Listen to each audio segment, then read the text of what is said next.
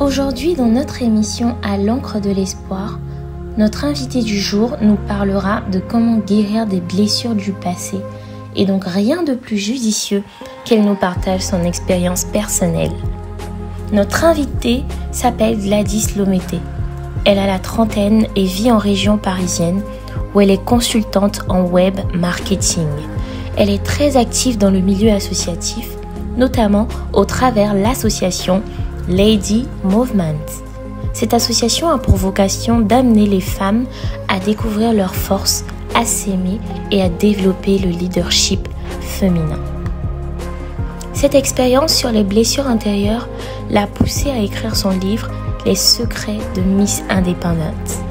Chères femmes de valeur, attachez bien vos ceintures, car nous allons décoller avec cette partie de l'histoire de notre invitée, qu'elle nous raconte en ces mots.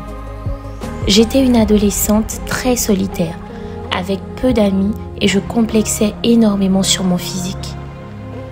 En grandissant, j'ai appris à camoufler mon mal, être derrière le maquillage, les vêtements, etc. On voyait donc une jeune femme dynamique et souriante, mais personne ne savait que je pleurais souvent quand je me retrouvais toute seule à la maison. Au fur et à mesure, j'ai sombré dans la dépression, dans les pensées de suicide, les envies de mourir, etc. Je n'aimais pas ma vie jusqu'à demander à Dieu de l'ôter. J'étais tout le temps à fleur de peau, irritée et irritable. J'avais tout le temps des pensées intérieures qui me répétaient que je ne faisais pas bien les choses, que je n'arrivais à rien. Jusqu'au jour où Dieu, au lieu de m'ôter la vie, a commencé le processus de guérison en moi, en me faisant comprendre pourquoi j'étais passée par ce que j'avais vécu.